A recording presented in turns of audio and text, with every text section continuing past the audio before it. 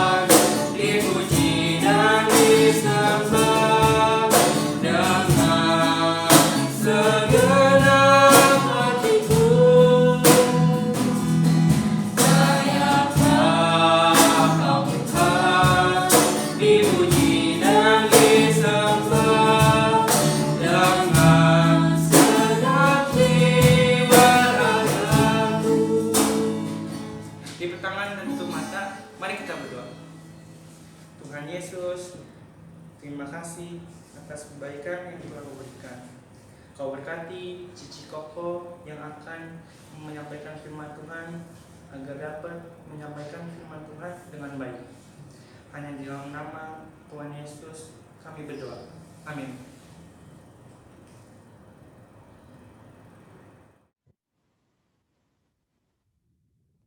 Halo adik-adik, tiba saatnya kita akan mendengarkan firman Tuhan. Sebelumnya kita mau berdoa terlebih dahulu. Mari kita berdoa, lipat tangannya, tutup matanya, kita berdoa. Bapa kami yang di surga, kami berterima kasih untuk penyertaan Tuhan kepada kami hingga hari ini, di mana kami boleh bersama-sama mendengarkan firman Tuhan.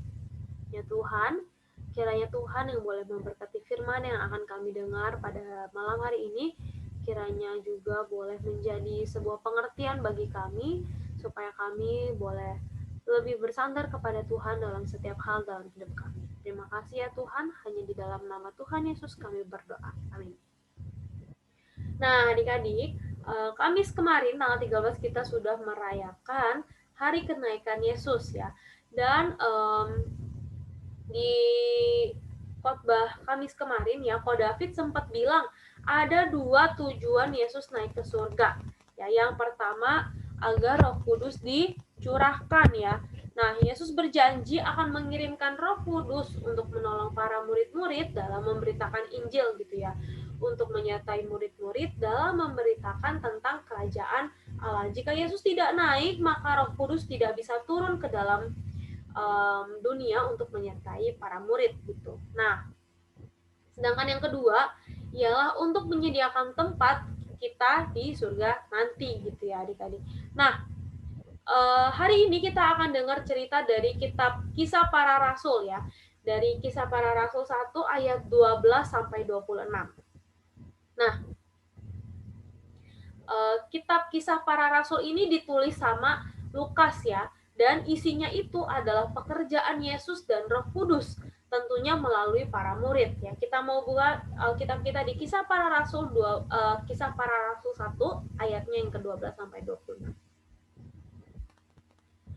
Nah, dalam Kisah Para Rasul 1 ayat 12 ini dibilang, maka kembalilah rasul-rasul itu ke Yerusalem dari bukit yang disebut Bukit Zaitun yang hanya seperjalanan sabat jauhnya dari Yerusalem gitu ya. Yesus ketika ia naik ke surga, ya, murid-murid ini kembali ke Yerusalem. Karena apa ya? Karena Yesus menjanjikan Roh Kudus gitu ya. Yesus memerintahkan para murid-murid untuk tetap di Yerusalem dan melarang para murid untuk meninggalkan Yerusalem gitu ya. Karena mereka harus berada di Yerusalem untuk mendapatkan janji itu gitu ya. Dan ketika Roh Kudus dicurahkan nanti gitu ya, murid-murid akan tetap ada di Yerusalem. Nah, dikatakan dalam Kisah Para Rasul 12 ini, kalau misalkan jaraknya dari Bukit Zaitun ke Yerusalem itu hanya seperjalanan sabat jauhnya. Ya, mereka kembali ke Yerusalem itu nggak jauh ya, cuman seperjalanan sabat. Maksudnya apa sih gitu ya? Perjalanannya cuman sebentar gitu, karena ketika pada hari Sabat gitu ya, orang-orang tidak boleh berjalan terlalu jauh atau berjalan terlalu lama. Jadi jaraknya pendek, perjalanan cuma sebentar dan tidak memakan waktu yang lama ya. Nah, ketika mereka kembali ke Yerusalem ya, ke kota di mana ada banyak orang memburu mereka, ada banyak orang yang mengawasi mereka, banyak orang yang menolak mereka, tapi mereka tetap taat ya, mereka tetap tinggal di kota itu sampai Roh Kudus dicurahkan. Nah, dari kisah ini kita bisa tahu betapa penyertaan Tuhan ke dalam hidup murid-murid gitu ya. Para murid-murid bisa masuk ke dalam kota Yerusalem gitu ya. Bisa masuk ke tengah-tengah kota itu dengan aman karena ada penyertaan Tuhan dalam hidup mereka. Sama seperti penyertaan Tuhan kepada Daud ketika Saul mengejar dia gitu. Nah, mereka di sana menantikan Roh Kudus, Roh penolong yang dijanjikan Bapa ya. Mereka bersekutu, diam di dalam rumah yang mereka tumpangi. Ya, di ayat 13 dibilang mereka tiba di kota, naiklah mereka ke ruang atas tempat mereka menumpang ya. Nah, lalu disebutkan juga ada orang-orang, siapa aja sih yang ada di situ gitu ya. Ada ke-11 murid Yesus, dan juga ada perempuan-perempuan lain seperti Maria ibu Yesus dan saudara-saudara Yesus yang lain ya. Mereka semua dibilang di sini bertekun berdoa gitu ya, bertekun dengan sehati mereka berdoa. Hal ini menandakan keseriusan hati mereka ya. Mereka tahu bahwa berdoa ini ialah suatu bentuk meminta kehadiran Tuhan dalam hidup mereka gitu. Sehingga Tuhan juga boleh menyertai mereka dalam pekerjaan-pekerjaan yang nantinya akan ditugaskan kepada mereka.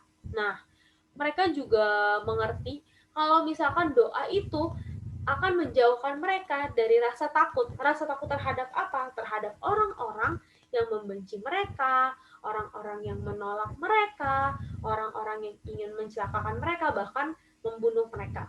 Ya.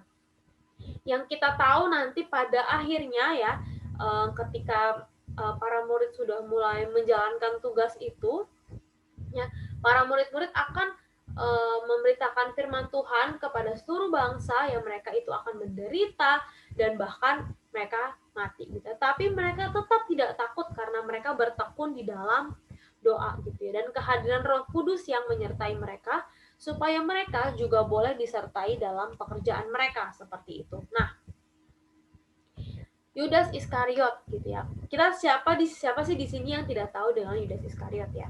Dia adalah orang yang mengkhianati ya. Dia adalah orang yang menjual Yesus. Hal yang dia lakukan ini bukan hanya membuat dirinya hancur, tapi dia juga membuat kekosongan dalam kumpulan murid Yesus. Maksudnya apa? Ya, ketika mereka dijadikan 12 rasul, ketika mereka dijadikan 12 murid Yesus, tentu saja ya, ini itu mengacu kepada kedua belas suku Israel. Ya, ada 12 suku Israel, maka dari itu dibilang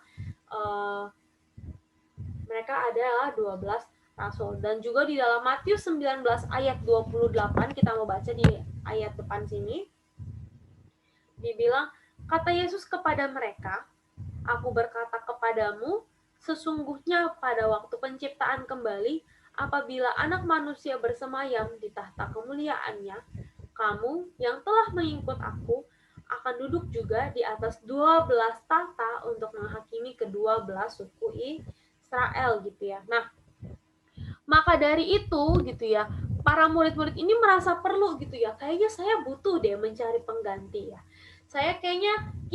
Kita kayaknya butuh deh mencari penggantinya Yudas.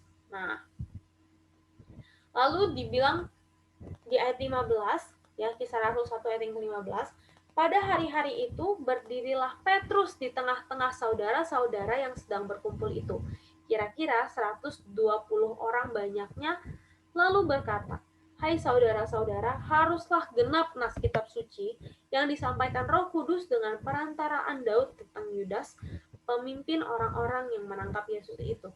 Dahulu ia termasuk bilangan kami dan mengambil bagian dalam pelayanan ini." Nah, dibilang ya kalau misalkan Petrus mengusulkan untuk mencari pengganti Yudas ya supaya mengisi kekosongan dalam jabatan itu. Dan dibilang di sini ada 120 orang banyaknya ya, di mana mereka adalah mereka sama-sama murid Yesus, mereka sama-sama mengikuti Yesus sejak hari pertama ya. Tetapi kita harus mengetahui bahwa kedua belas rasul ini, kedua belas murid ini itu mereka berbeda gitu ya sebenarnya. Meskipun sama-sama murid, meskipun sama-sama pengikut Yesus, tapi mereka ini berbeda. Mereka itu seperti penatua ya, seperti orang yang lebih dikhususkan lagi gitu, ibaratnya kayak tim intinya gitu ya, kayak tim intinya. Mereka adalah tim intinya karena di dalam Kisah Rasul 15 ayat 13 ini kita mau lihat Kisah Rasul 15 Kisah Rasul 5, Kisah Para Rasul 5 ayatnya yang ke-13.